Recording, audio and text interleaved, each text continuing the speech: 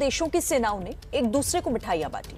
चुशूल और नाथुला समेत एलएसी की 10 पोस्ट पर दोनों देशों की सेनाओं ने एक दूसरे को मिठाई दी है। इंडिया और चाइना के जो फोर्सेस हैं उन्होंने एक तो लाइन ऑफ एक्चुअल कंट्रोल के ऊपर मिठाई दी है, क्योंकि पेट्रोलिंग शुरू हो गई है। सुनने में आ रहा है कि डैमचौक एंड डेप्सांग के अंदर कंप्लीट जो है वो डिसंगेजमेंट हो चुकी है। इंडिया और चाइना जो है उन्होंने वेरिफिकेशन प्रोसेस कंप्लीट कर लिए हैं। समय चाइना नीड्स कि यार कम से कम ये जो लाइन ऑफ एक्चुअल कंट्रोल है भारत के साथ, कम से कम वहां पे शांति हो यार।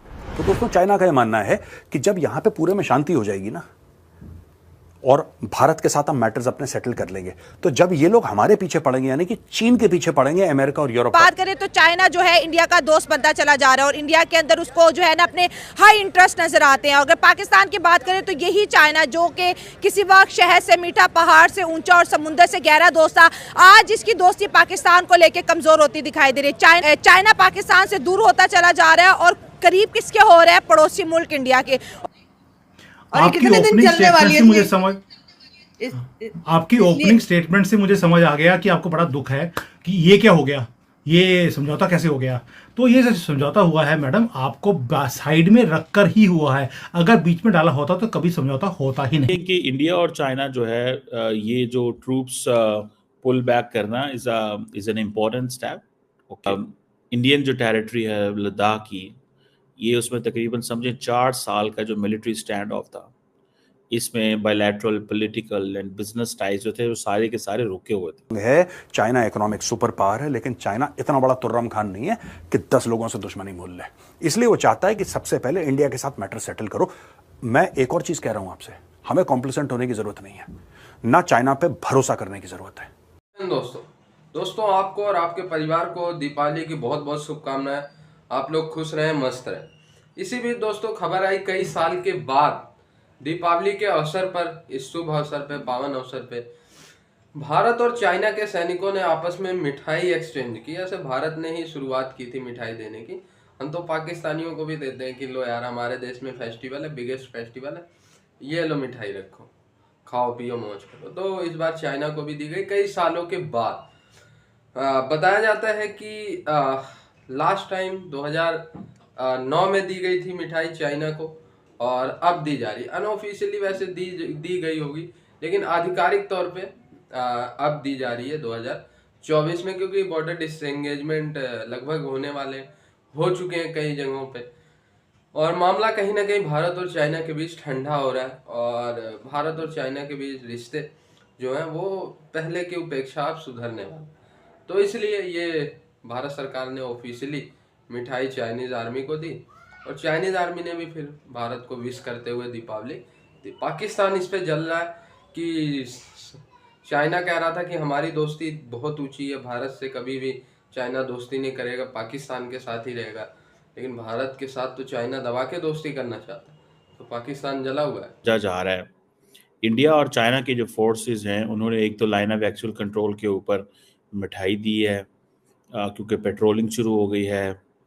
सुनने में आ रहा है कि डैमचौक एंड डेप्सांग के अंदर कंप्लीट जो है वो डिसंगेजमेंट हो चुकी है। इंडिया और चाइना जो है उन्होंने वेरिफिकेशन प्रोसेस कंप्लीट कर लिए हैं और इंडिया और चाइना जो है वो डैमचौक में पेट्रोलिंग करेंगे, डेप्सांग में पेट्रोलिंग करेंगे, लाइन ऑफ एक्चुअल कंट्रोल पे होगी। पेट्रोलिंग मोडालिटीज़ जो हैं वो डिसाइड अभी होनी है, ग्राउंड कमांडर्स करेंगे और ब्रिगेडियर लेवल के ये लोग होते हैं। इंटरेस्टिंग चीज़ ये है कि ये जो चाइना ने डिसंगेजमेंट इन दोनों जगहों पे डेप्सांग पे की है, ये अभी जारी रहेगी। लेकिन इम्पॉर्टेंट चीज़ ये है कि ये प्रोसेस सारी दुनिया के सामने आ गया है। अब अगर ये देखें कि इंडिया और चाइना जो है ये जो ट्रूप्स पुल बैक करना is an important step. Okay, मैं इसको देखता हूँ कि इसको पाकिस्तान किस लेंस से देखता है, दुनिया किस लेंस से देखती है और चाइनीज़ एंड इंडियंस किस लेंस से देखते हैं। देखिए, ये जो पुल बैक का होना, कंप्लीट होना, फेस ऑफ ख़त्म होना और दोनों मुल्क नेबरिंग जो मुल्क हैं ये न्यूक्लियर वेपन्स हैं और इंडियन जो टेरिटरी है लद्दाख की, ये उसमें तकरीबन समझें 4 साल का जो मिलिट्री स्टैंड ऑफ था, इसमें bilateral political and business ties जो थे वो सारे के सारे रुके हुए थे। लेकिन दोनों मुल्क दे कंटिन्यू टॉकिंग। ये एक लेसन है फॉर पाकिस्तान। और ये आपको पता है लास्ट वीक हमने इसके ऊपर बात की थी कि डिसंगेजमेंट का प्रोसेस शुरू हुआ है और अभी वेरिफिकेशन हो गई है, हो रही है, आप ये समझ लें।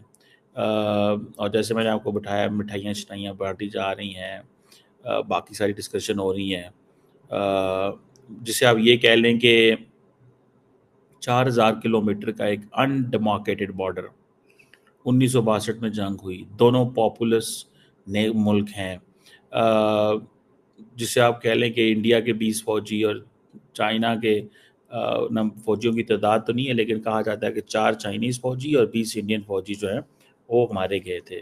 लेकिन क्योंकि चाइनीज़ साइड ने बताया नहीं है, सो एक मोहतात अंदाजे के मुताबिक ये बताया जाता है। लेकिन याद रखें कि पेट्रोलिंग बंद हो गई थी, सारा कुछ बंद हो गया था। और ब्रिक्स में ये जो मुलाकात हुई है, ये बड़ी एक इम्पॉर्टेंट मुलाकात है। इसमें आप ये देखें कि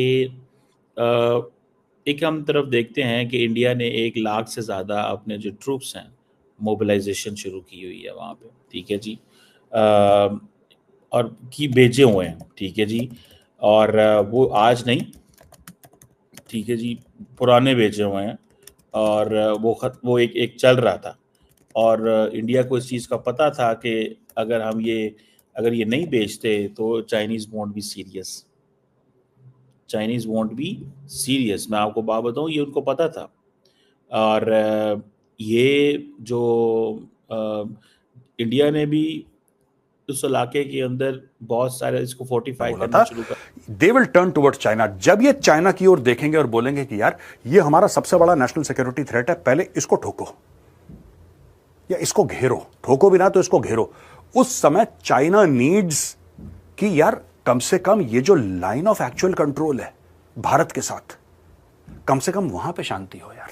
तो दोस्तों, चाइना का यह मानना है कि जब यहां पे पूरे में शांति हो जाएगी ना और भारत के साथ हम मैटर्स अपने सेटल कर लेंगे, तो जब ये लोग हमारे पीछे पड़ेंगे, यानी कि चीन के पीछे पड़ेंगे, अमेरिका और यूरोप वाले पूरा नेटो परिवार मिल के जब चाइना के पीछे पड़ेगा, शामिल ऑस्ट्रेलिया, शामिल जापान, शामिल ताइवान, ये सब लोग जब चाइना की ओर देखेंगे कि ये हमारा सबसे बड़ा नेशनल सिक्योरिटी थ्रेट है और चाइना के खिलाफ ये लोग प्रेशर डालेंगे, उस समय China can ill afford a belligerent India. They can ill afford. फिर चाइना इतना नहीं झेल पाएगा। चाइना स्ट्रांग है, चाइना इकोनॉमिक सुपर पावर है, लेकिन चाइना इतना बड़ा तुर्रम खान नहीं है कि 10 लोगों से दुश्मनी मोल ले। इसलिए वो चाहता है कि सबसे पहले इंडिया के साथ मैटर सेटल करो। मैं एक और चीज कह रहा हूं आपसे, हमें कॉम्प्लिसेंट होने की जरूरत नहीं है, ना चाइना पे भरोसा करने की जरूरत है, राइट? आप भरोसा किसी के ऊपर, क्या आप अमेरिका के ऊपर भरोसा कर सकते हैं? बिल्कुल नहीं। क्या आप यूरोप के ऊपर भरोसा कर सकते हैं? बिल्कुल नहीं। इसी प्रकार से आप चीन के ऊपर भी भरोसा नहीं कर सकते। अगर चाइना आज की तारीख में कह रहा है ना कि चलो यार हिंदी चीनी भाई भाई चलो हाथ मिला लेते हैं, कोई बात नहीं, 2020 के पहले वाले पेट्रोलिंग पॉइंट्स पे चलते हैं, ये सिर्फ हमें अभी के लिए आश्वासन दे रहा है, ये फिर आएगा वहां पे, इसकी फितरत है। अब दोस्तों आप इसको देखेंगे, अब ये देखेंगे दोस्तों, एंड में मैं वापस ब्रिक से आता हूं जहां पे मैंने शुरू करा था। ये कजान में हुआ है, रशिया में ब्रिक अभी जो खत्म हुआ है, इसमें यूक्रेन कन्फ्लिक्ट, ये सारा का सारा गेम खेला जा रहा है यार, सारा का सारा। Ukraine conflict reaffirmed peaceful resolution through diplomacy, तो बोला कि साहब इसको डिप्लोमेसी से हम कर देंगे, तो ठीक है, वहां पे चाइना भी सपोर्टर है, भारत न्यूट्रल है, तो लोगों ने ऐसी बात करी।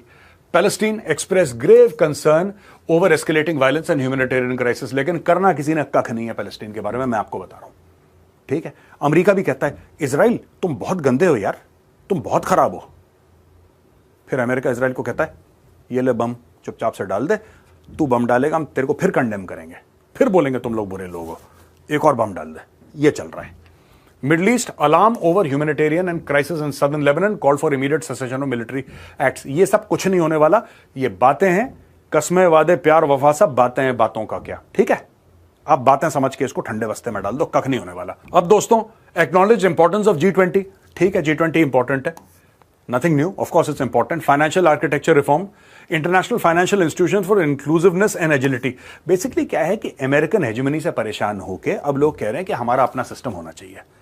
We can't be